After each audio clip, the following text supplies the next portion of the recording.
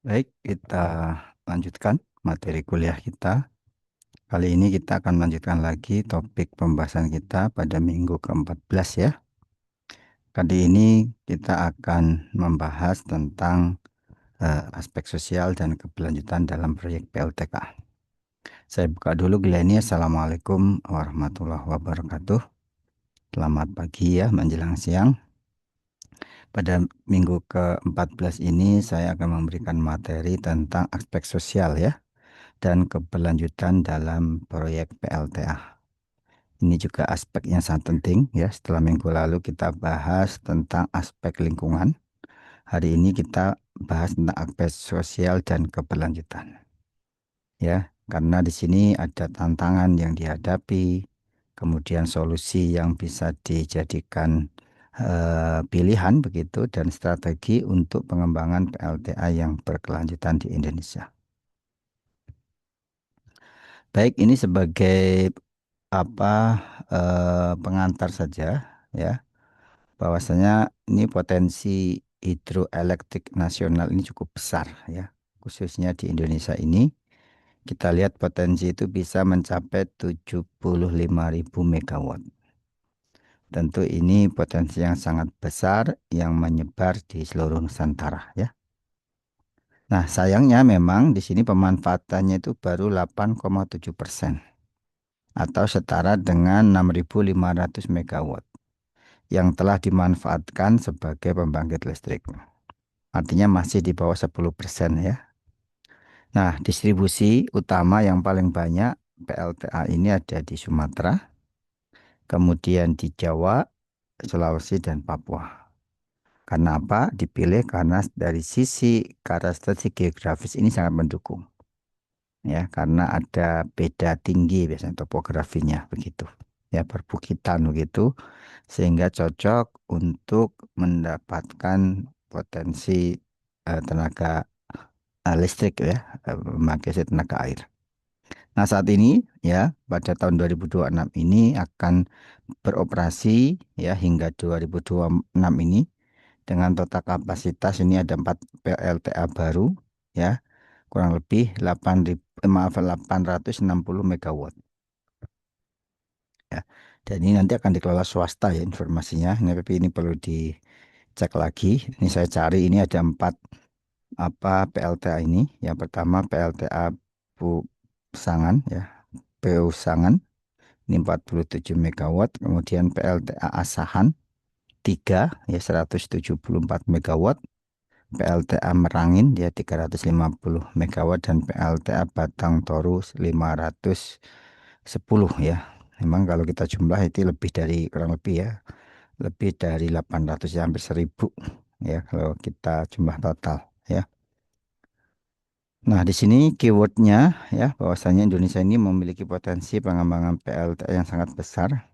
Tapi memang ya sudah pernah kita bahas investasi dan penanganan aspek sosial ini yang perlu dicari penanganan yang tepat.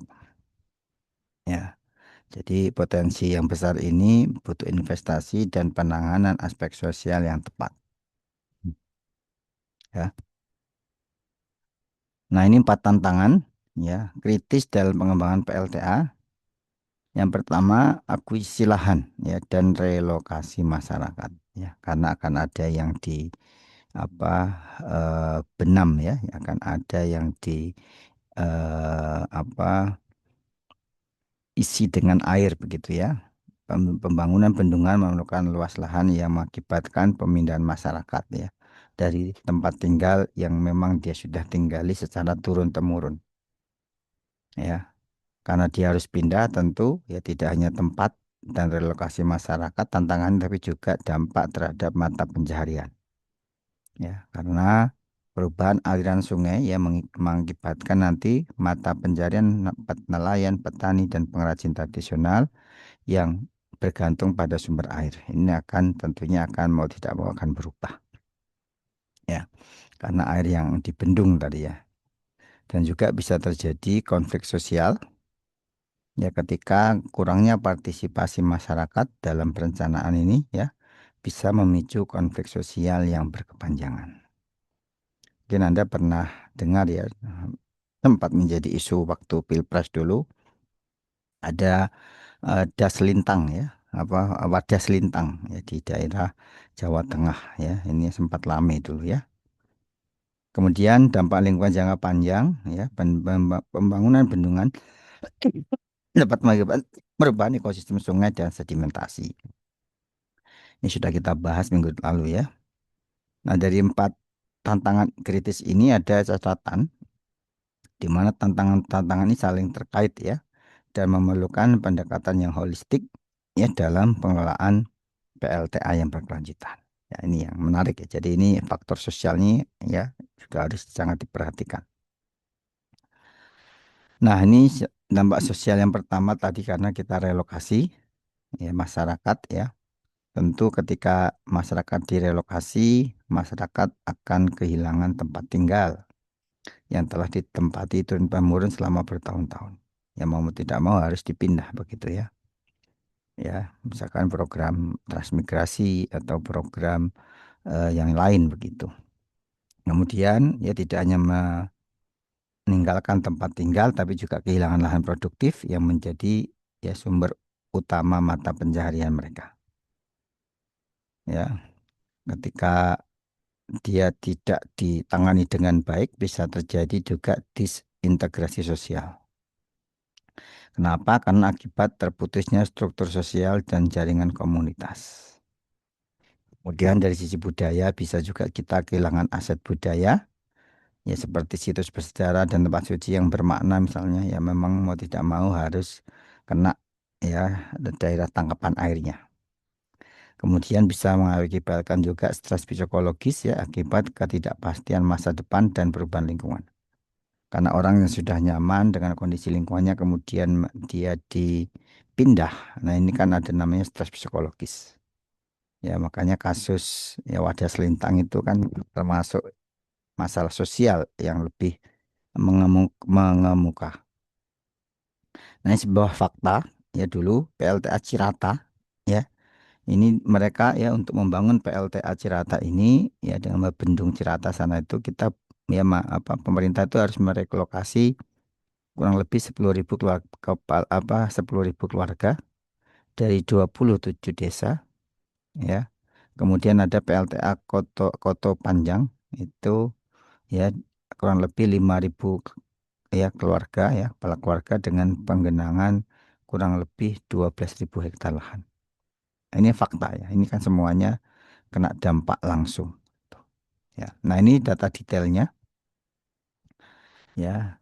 PLTA Cirata tadi ya, populasi yang terdampak kurang lebih 10.000 keluarga dengan lingkup luas lahan 6.500 hektar. Mereka kehilangan lahan pertanian produktif ya dan juga bisa mengakibatkan disintegrasi sosial. Koto Panjang ya tadi 5.000 kepala keluarga dengan luas lahan kurang lebih 12.000 ya. Ini menunjukkan ketidakpuasan, kompensasi, kesulitan mata pencarian dan seterusnya. Ya, ini dampak sosialnya. Kemudian Saguling ya ini kurang lebih 2.500 kepala keluarga dengan luas lahan 5.600 ya. Di sana terjadi perubahan struktur sosial, kehilangan akses sumber daya alam. Kemudian Merica, ya Merica ini Jawa Tengah kalau nggak salah ini 1.800 kepala keluarga yang mencakup wilayah 4.200 hektar. Ada stres psikologis, kesulitan adaptasi ekonomi dan seterusnya. Kemudian Jati Gede ini paling banyak ya 28.000 jiwa dengan luas lahan mencakup 4.621 hektar. Dan ini terjadi konflik berkepanjangan, ketidakpuasan, kompensasi, dan sebagainya. Ini adalah dampak sosial utama yang terjadi untuk beberapa proyek PLTA ini. Ya, jadi memang berat ya PLTA memang potensinya besar, tetapi memiliki investasi yang besar dan juga dampak sosial yang besar. Nah, sebagai catatan ini semua, ini menunjukkan bahwa setiap proyek PLTA, ya proyek PLTA ini memiliki karakteristik dampak sosial yang berbeda. Tetapi kehilangan mata pencaharian dan disintegrasi sosial ini menjadi pola umum yang konsisten. Ya, ini yang terjadi begitu. Oleh karena itu, ya di sini pentingnya melibatkan partisipasi masyarakat ya dalam proyek PLTA. Apa manfaat melibatkan ya melibatkan keterlibatan komunitas? Yang pertama tentu meningkatkan penerimaan masyarakat ya terhadap keberadaan proyek melalui dialog-dialog terbuka. Kemudian juga memperoleh pengetahuan lokal yang mendalam ya tentang kondisi setempat untuk perencanaan yang lebih baik. Kemudian mengidentifikasi dampak sosial yang mungkin terlewatkan dalam perencanaan teknis. Ya bisa jadi tidak diperhitungkan dalam perencanaan teknis, tapi ternyata ada dampak sosial ya yang bisa muncul.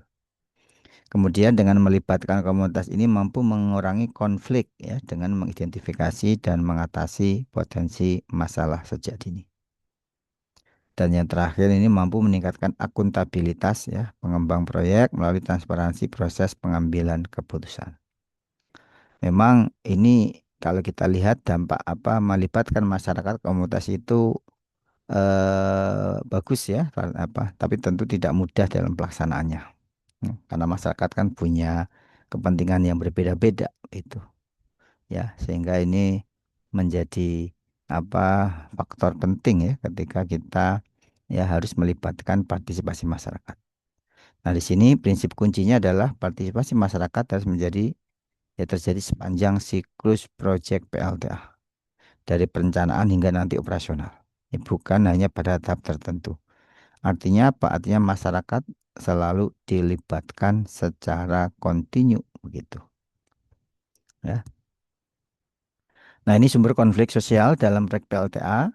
Ya, kalau yang pertama konflik sumber daya, nanti bisa jadi akses air ya, persaingan penggunaan air untuk PLTA dengan kebutuhan pertanian, domestik dan industri. Ya, ada namanya kompetisi penggunaan air. Ya, ini makanya perlu dibuat metode optimal water sharing begitu ya. Kemudian konflik lahan, ya, sengketa kepemilikan lahan dan ketidakpuasan terhadap nilai kompensasi yang diberikan, ya. Jadi mungkin nilainya tidak apa namanya masuk secara ekonomi begitu. Makanya istilahnya kan ganti rugi. Kalau masyarakat sekarang kan maunya ganti untung begitu ya, bukan ganti rugi. Ya karena memang ini hasilnya juga untuk masyarakat gitu. Kemudian distribusi manfaat ya, ketidakadilan dalam distribusi manfaat ekonomi. Ya, ini biasanya ada orang-orang tertentu, kelompok-kelompok tertentu yang bisa memiliki akses lebih dibanding orang atau kelompok yang lain. Nah, ini bisa menjadi ketidakadilan dalam distribusi manfaat. Kemudian bisa terjadi juga konflik sosial budaya, ya. Misalnya dengan melakukan relokasi paksa begitu, karena mungkin masyarakat menolak dipindah dari lokasi aslinya dan tidak kepuasan terhadap kualitas pemukiman penggantinya. Ya, tempatnya tidak layak atau sebagaimana ya, sehingga terjadi relokasi paksa ini akan terjadi konflik sosial budaya. Kemudian warisan budaya juga bisa ada situs-situs bersejarah yang mungkin dianggap tempat suci begitu, yang memiliki nilai budaya penting ini bagi masyarakat yang terkena dampak. Kemudian identitas masyarakat ya, perubahan cara hidup dan identitas budaya masyarakat akibat dampak proyek PLTA. Ya, jadi ada konflik sumber daya, ada konflik sosial budaya. Ini harus diperhatikan. Oleh karena itu, biasanya nanti ya perusahaan itu wajib mengalokasikan anggaran dalam program CSR, ya, program ya Corporate Social Responsibility atau tanggung jawab sosial perusahaan. Ya. Nah, prinsip dasar CSR dalam PLTA ini setidaknya ada 5 ini ya. Yang pertama, keterlibatan pemangku kepentingan melalui konsultasi rutin dan mekanisme partisipasi yang inklusif. Nah, ini penting biasanya sebelum melakukan nanti program CSR, biasanya dilakukan namanya SOSDEV ya, Social Development apa Social apa assessment ya. Jadi harus ada penilaian sosial gitu, ya. Ya, supaya kita tahu pemangku kepentingan yang terlibat itu siapa saja, siapa stakeholder yang terlibat. Ya nanti yang akan dilibatkan ya melalui partisipasi yang inklusif. Ya. Kemudian kesesuaian dengan konteks lokal ya berdasarkan pemahaman mendalam kondisi sosial ekonomi masyarakat. Ya, jadi program-program CSR itu sesuai dengan konteks lokal. Ya, misalnya kalau di Bali ada apa subak itu untuk water sharingnya, ya, atau misalnya di Jawa itu ada apa, begitu ada konteks lokal. Kemudian keterpaduan dengan operasi bisnis ya sebagai bagian integral dari strategi perusahaan secara keseluruhan. Ya, jadi harus terpadu ya. Jadi ya tidak hanya semata-mata bisnis mendapatkan energi, tapi juga dipadukan dengan kegiatan CSR. Kemudian pendekatan jangka panjang ya yang fokus pada pembangunan kapasitas dan kemandirian masyarakat. Ya, jadi biasanya nanti ada program-program apa jangka pendek, jangka menengah dan jangka panjang begitu ya, yang fokusnya untuk meningkatkan kapasitas SDM dari masyarakat yang terdampak. Kemudian pemantauan dan evaluasi berkala, jelas ya monitoring ya, untuk mengukur dampak dan melakukan perbaikan berkelanjutan. Ya, jadi evaluasi dan monitoring begitu. Ya, jadi ini prinsip-prinsip dasar CSR yang harus di apa perhatikan oleh perusahaan ya ketika nanti membuat program CSR.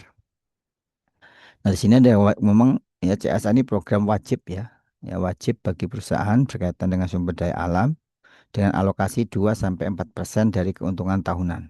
Ya, jadi memang dia harus menyisihkan ya, anggaran dari keuntungannya untuk kegiatan CSR. Ya, sesuai dengan regulasinya adalah ini adalah undang-undang. Ya, jadi undang cukup tinggi ya ini kekuatan hukumnya.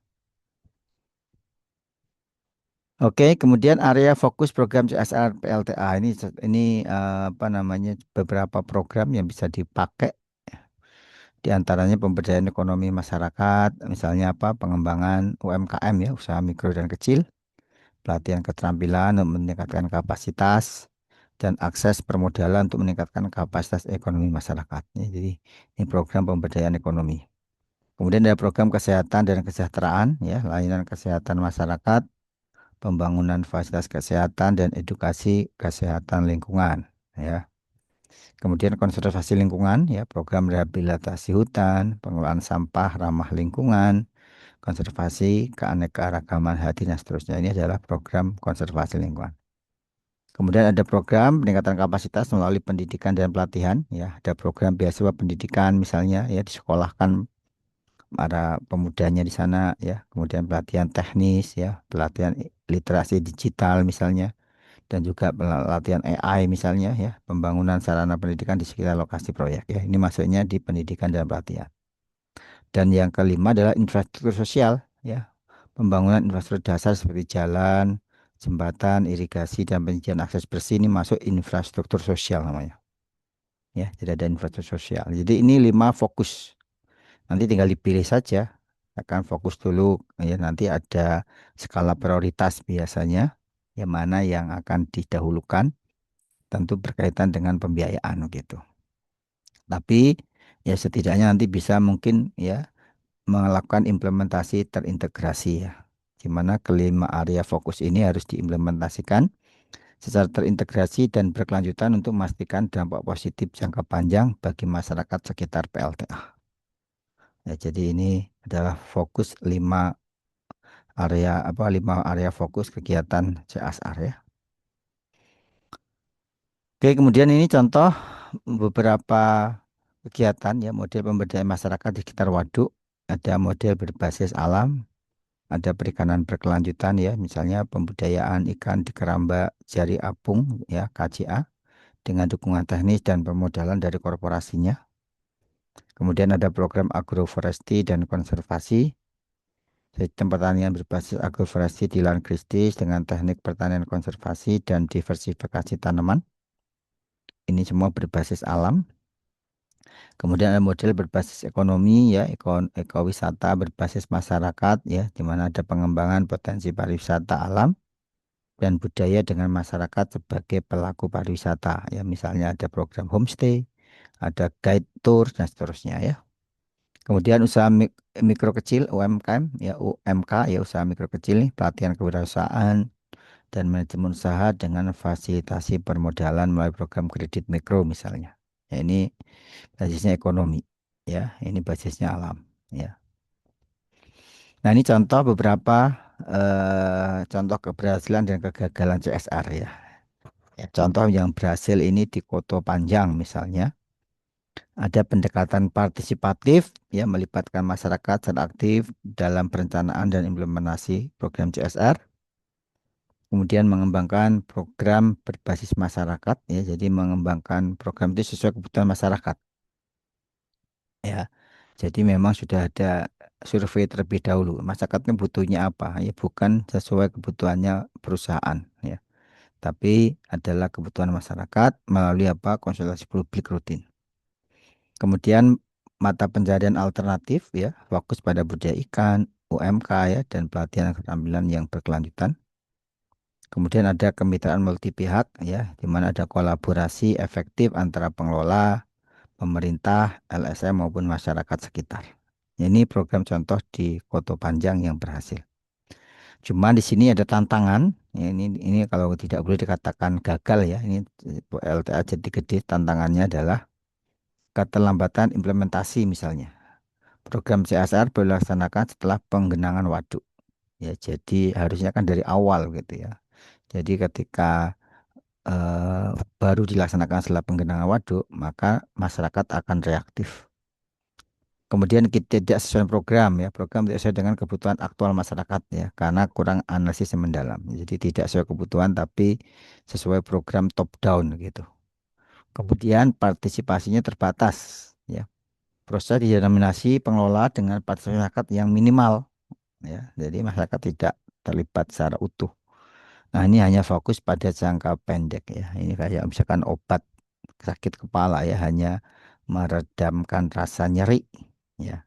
Program cenderung bantuan langsung ya daripada pengembangan kapasitas jangka panjang. Nah, ini contoh tantangan ya dari PLTA Jati Gede. Oleh karena itu ya, kita harus membuat kerangka keberlanjutan PLTA ya. Ada tiga pilar ya keberlanjutan.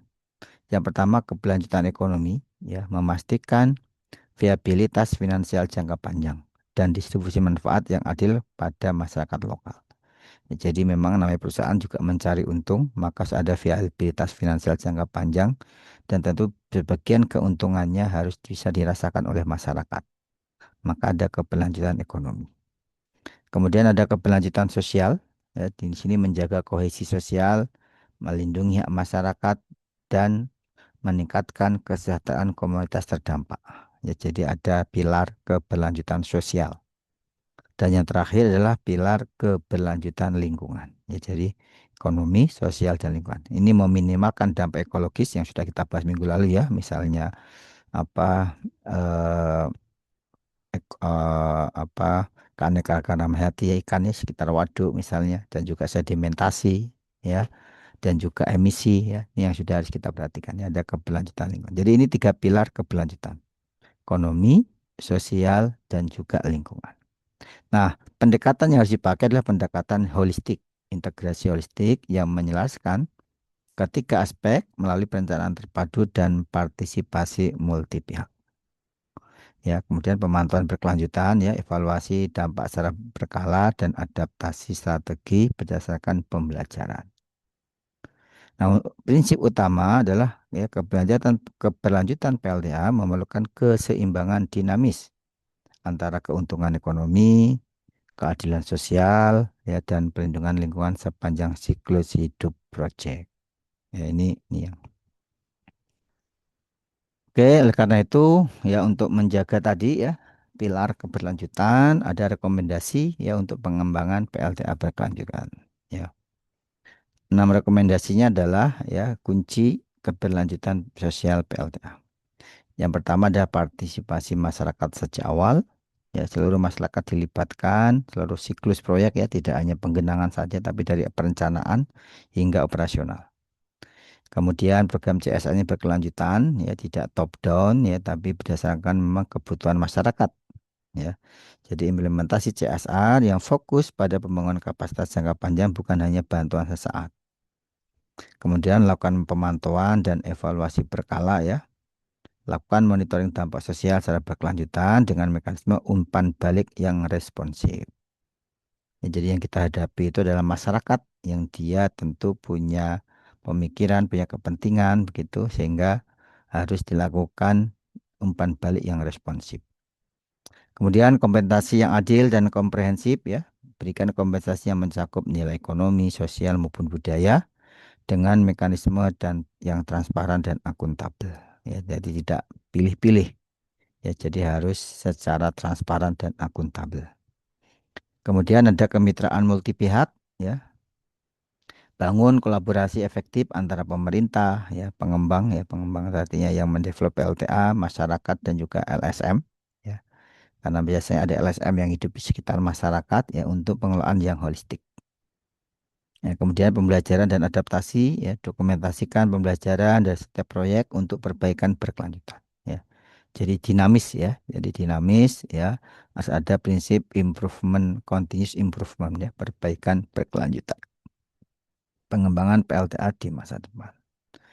Nah, prinsip utamanya ya, pengembangan PLTA berkelanjutan memerlukan pendekatan holistik yang mengintegrasikan aspek teknis, ekonomi, sosial, dan lingkungan ya, dengan partisipasi aktif semua pemangku kepentingan. Ini teorinya memang enak ya disampaikan, tetapi memang implementasinya memang tidak mudah. Ya, memang butuh ahli teknis, ahli ekonomi, ahli sosial, dan juga lingkungan yang mau dilibatkan. Itu. Ya, dan yang penting masyarakat tidak merasa ada yang ditinggalkan ya. Ya, no one left behind. Nah, begitu ya. Seperti itu.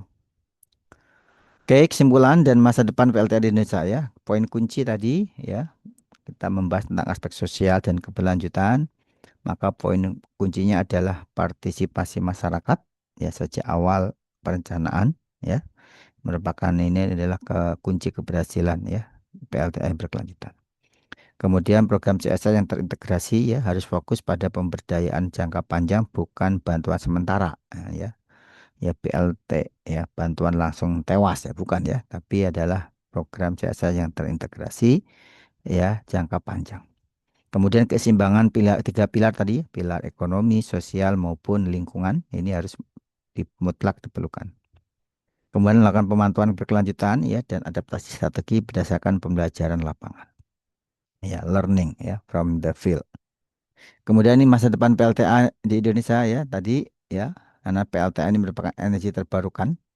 Target Indonesia itu 23% ya 2025 ya. Ini ya artinya tadi hanya baru berapa persen tadi hanya baru 10% ya.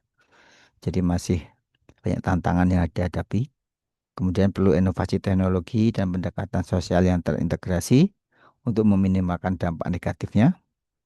Kemudian perlu model pemberdayaan masyarakat sekitar waduk sebagai standar nasional ya. Perlu ada pilot ya yang memang benar-benar masyarakatnya itu menerima dengan lapang dada. Kenapa? Karena mereka juga dilibatkan. Nah, karena itu perlu kolaborasi multi pihak ya untuk mencapai transisi energi yang adil dan berkelanjutan. Oke, oleh karena itu terakhir perlu komitmen bersama ya. Pengembangan PLTA berkelanjutan memerlukan komitmen bersama dari pemerintah, industri, akademisi, masyarakat ya untuk menciptakan masa depan energi yang bersih, adil dan berkelanjutan bagi Indonesia. Ya. Oke, ini ideal sekali ya. Memang ini tujuan kita ya. Memang tidak mudah melakukan integrasi ya. Pasti akan ada tumpang tindih antara kepentingan dan seterusnya. Itulah menjadi tantangan realnya di lapangan. Ya, prinsipnya bagaimana kita membuat ya, pengembangan PLTK itu dengan memperhatikan aspek sosial dan faktor keberlanjutan. Oke, demikian yang bisa saya sampaikan. Untuk berikutnya kita lihat apa modul PLTA aspek sosial dan keberlanjutan ini. Ini modulnya, ya, materi tadi yang sudah saya sampaikan, modul pembelajaran pertemuan ke-14, ya aspek sosial dan keberlanjutan, ya. Tujuannya Anda mampu menganalisis dampak sosial ekonomi masyarakat, ya, dan manajemen konflik air. Ya ini, ya, bagaimana ya Anda sebagai seorang calon magister teknik sipil dan lingkungan, khususnya bidang sumber daya air, ya bisa menganalisis dampak sosial ekonomi masyarakat dan manajemen konflik ini. Oke, nah ini ya tadi beberapa hal yang sudah kita bahas ya, bagaimana relokasi ini juga menjadi menghasilkan dampak sosial ya, ya sehingga perlu pengadaan lahan yang luas ya bertambah pada relokasi ya, namanya resettlement ya resettlement ya bagaimana masyarakat yang terdampak yang dipindah itu mendapatkan relokasi yang layak. Ya, ini ada apa namanya? Ada landasan hukumnya, kemudian juga bentuk ganti ruginya, ya, mulai dari tanah pengganti, pemukiman, kepemilikan saham dan seterusnya ya. Ini bisa jadi beberapa opsi bentuk ganti rugi. Kemudian ada aspek hukum pengusahaan sumber daya air, ya.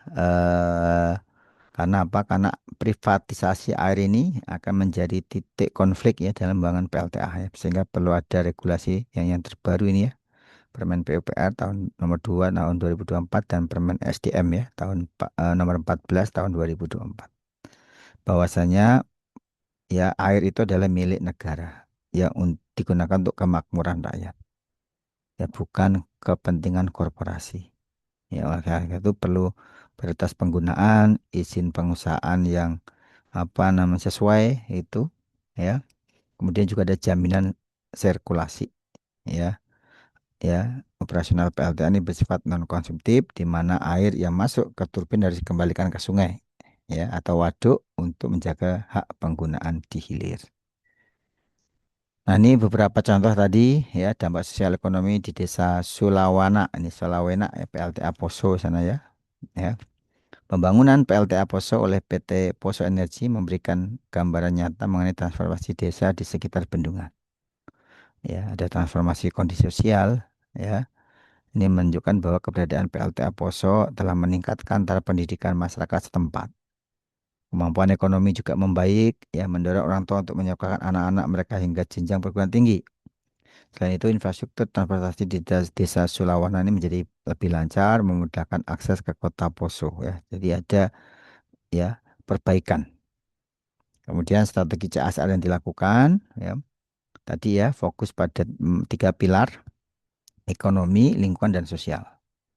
Ya di bidang ekonomi ya ada pemberian listrik bersubsidi, pembagian bibit produktif ya, misalnya durian alpukat dan penyerapan tenaga kerja lokal. Kemudian untuk lingkungan ya penyelamatan das, rehabilitasi lahan kritis dan program restocking ya, pembenihan ikan sidat untuk menjaga biodiversitas.